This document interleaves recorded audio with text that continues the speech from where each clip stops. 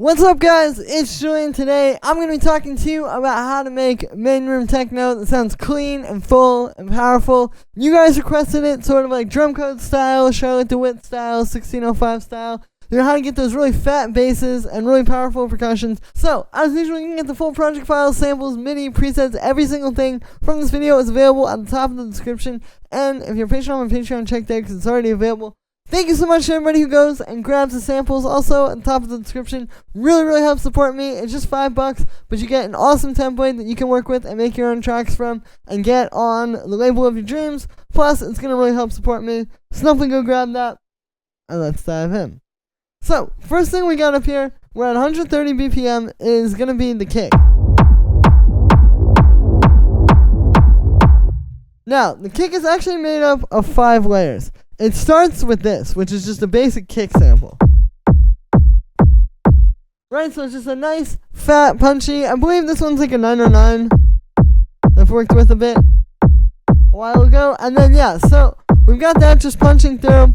You know, and this on its own, you want to start with this. And this needs to be punching really nicely on its own. And really like, okay, so basically there's another layer. That one, even if we get rid of that, this kick still punches through the mix. It's just with that layer. It's nicer. But yeah, so this is just like a fat kick on its own. And then we have the rumble, which is made the same way you guys have seen me do it before. We just have 16th notes. And then you can see it's the kick going through a bit of reverb.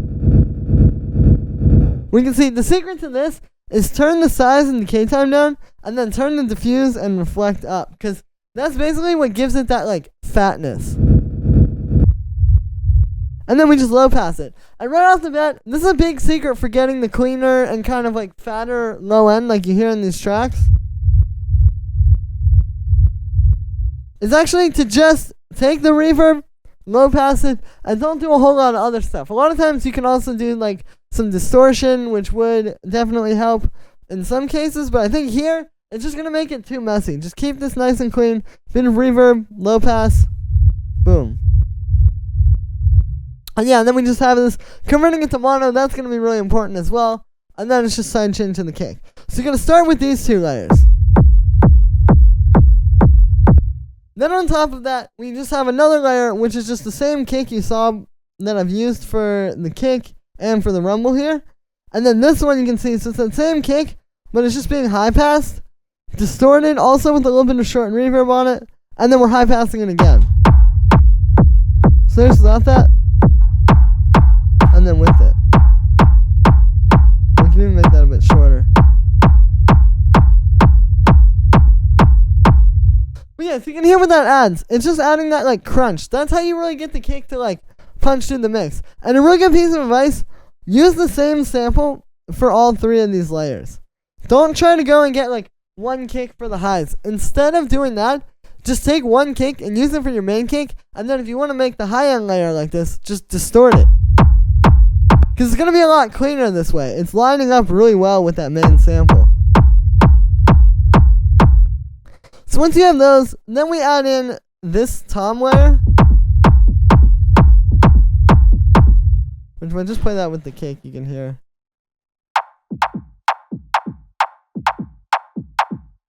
So all this is, it's called a tom. It's actually, you guessed it, that same kick once again. But it's going through a bandpass filter. And then we're just playing these kind of like grooved notes.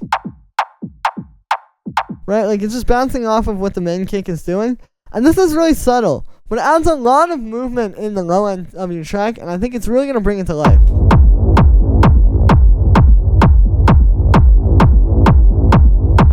And especially, like, a lot of Drumcode releases have this. I've noticed that. Like, if you really want to get that, like, groovy, kind of moving low end, you need this. And the last layer here is this respace. So this is just playing one note, just A, that's the key we're in, is A minor. And what's happening is you can see, so it's just one saw wave, bunch of unison, chorus, drum bus, and then I've got a bandpass filter, which actually has an LFO on it. So it's just moving really slowly. And then I just have another low pass after it, because here's without that.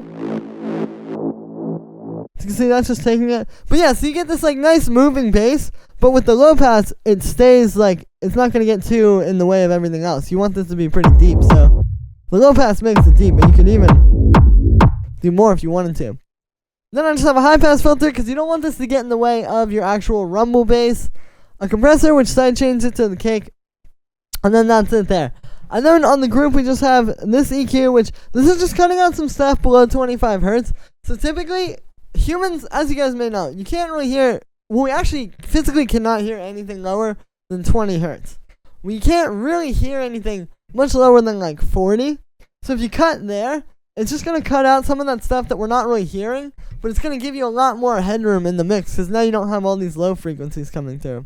And then we're just converting it to mono just to make sure. It tends to sound best when your kick and your bass are working in mono. And yeah, so then we have the hi-hats, which are pretty simple. It's basically just two things. So we have a shaker. This is just one of mine. And then we have our main hi-hat, which is 3 layers. Now, the main thing to keep in mind here is kind of like the sound selection. Like the way this shaker, you'll notice, it works really well. Obviously, like this open hi-hat is really big. But the shaker works so well because the open hi-hat is just, or because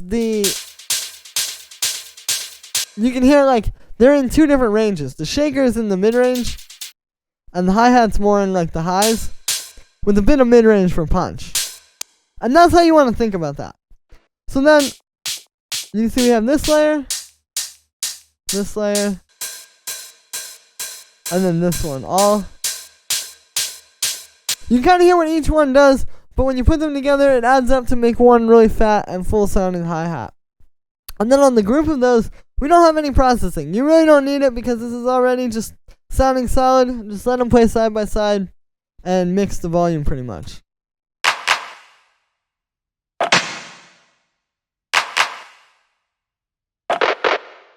So now we have these little sounds. So you can see it's these 4 different sounds. It's 2 rim shots and 2 claps. So yeah, these are kind of like more in the background percussions. Like if you jump into this part, like let's say we just have the kick and these.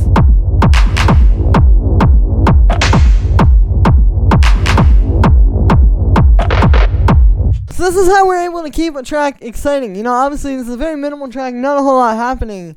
But with these little background percussions, and particularly the intricacies in here where you can see like, okay, for example, these 2 are playing together, right? It's like a, or like over here how you get that, right? So that's what this does. It just adds some nice grooves in the background of your track. That's really going to fill it out. If you don't have these, if you just do the hi-hats and the kick bass, it's really boring. You need the stuff that's constantly happening, the kick, and then these hi-hats, and then these, which are just a lot more spaced out. And it's that contrast that I think works really well. And then we just have those going through a little bit of reverb, a little bit of drum bus as well to make them kind of fatter. It also helps to make them fit really well together. Like they all kind of sound like they're in the same place. And yeah, so then we have these. If I play these with the kick, you can really hear what's going on.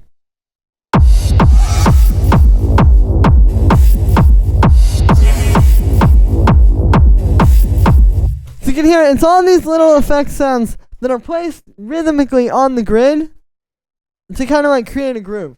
And so these are really important with this style of techno as well. These kind of are in the same vein as those percussions. It's easy to overlook, but if you don't have these, it's going to really be missing something. So basically what these are doing is, yeah, you can see like, again, it's just little effect sounds that have just taken and kind of made them fit into the grid here.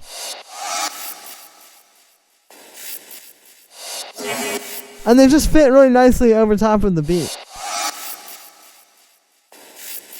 So what I recommend you do is just find some different effect sounds. It doesn't really even matter which ones you start with, to be honest. A lot of times it's just like getting some stuff in there and just getting creative with what you already have. But then you can see we just have those going through a bit of reverb and some delay on these. These are going to sit really nicely under your main elements. And especially like if you play these with like just the whole drum groove.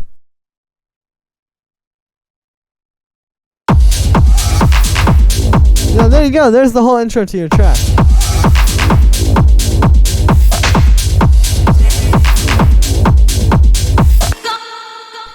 So now we have all of these sounds, and I'm showing you all of these at the same time, because the truth is, they're not really that hard to make. Like a lot of these, I'll walk you through them, they're not that crazy, but I think it's really more important to think about them all together, because that's the thing that people overlook more. So if you notice, there's pretty much something constantly happening.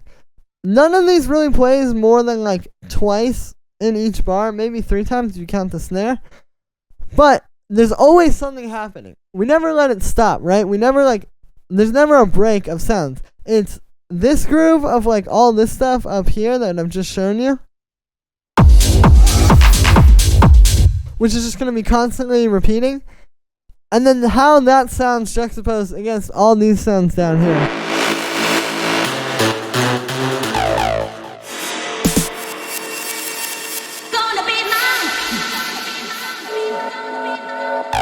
Right, like how this contrasts against that really steady beat that I played you.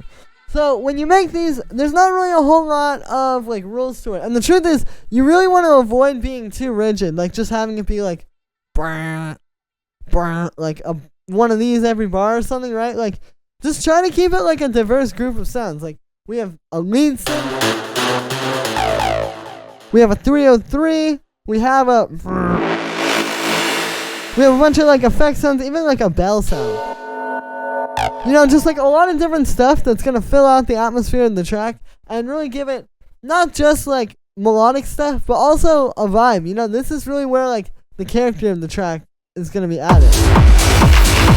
And the feeling.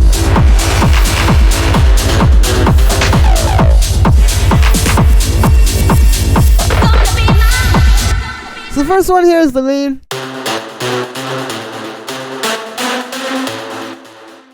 So this is a really simple riff. It's just 3 notes and just kind of getting a lot of mileage out of those. And then for the sound, it's made with wavetable. So what it is it's actually just 2 saw waves here you can see, where I've got a low pass filter which has an envelope on it. We've got the amp envelope on that. And then you can see I've got the noise unison. So this is the sound coming out of the synth. And then what we're doing here is we're multiband distorting it. So you can see I have on the lows, that. On the mids, I've got that. And then on the highs, I've got that. And that's what really gives it the sound. So it's a great way to create these really complex sounding and interesting sounding leads. It's just to try multiband distorting it. It'll really give you like a different flavor that you're not going to get just putting the distortion on everything at once. We have a little bit of filter delay. We have an auto pan and a utility here. Also a high pass, a low pass, which I've just got for some parts. And then it's being sidechained to the kick. Then we have this sound. So this is just made with 2 layers of wavetable. We have one which has no unison. And then one with a bunch of unison. And then we're putting these 2 together. And you get this really full fat sound. It's a great technique for these, because I think if you just do the unison, it's going to be too kind of like floppy, if that makes any sense. You know, it's not going to have enough like fullness to it. But if you do just the non-unison one, it's going to be too thin. So then we have a bit of chorus, reverb, overdrive, drum bus, high pass, and then just a bit of EQ. The 303, I've shown you guys how to do this before. It's just a saw wave with a bandpass filter, and then the secret is like long envelope, and then the sine shaper.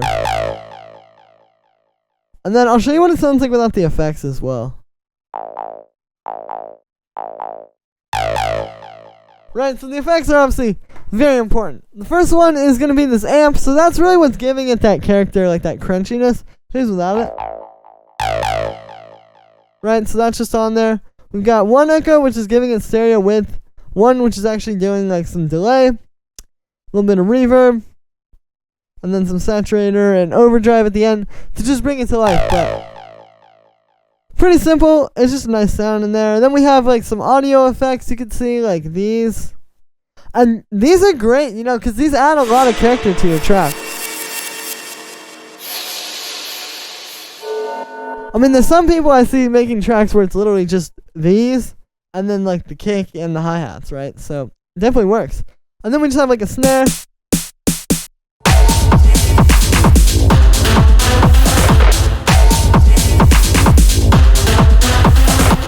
And then finally this little vocal down here. The little vocal phrase like that I think can go a long way for just making things like a little bit more exciting. You know, I think if it's all instrumental, it can get a little bit flat. But if you have that little vocal riff that can kind of keep getting, you know, remembered, that keeps it really catchy and exciting. And yeah.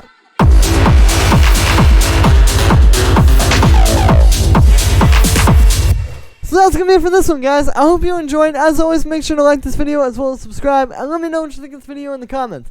Like I said in the beginning, you can get this full project files, samples, MIDI, presets. Every single thing from this video is available right in the top of the description on my Bandcamp. Definitely go grab that if you guys enjoy these videos. It really helps support me. Plus, I can keep bringing you guys new videos every single day. And you get a really high quality template that you can work with and make your own tracks out of. Thank you so much for all the support, guys. I really appreciate it. And I'll see you tomorrow with another video.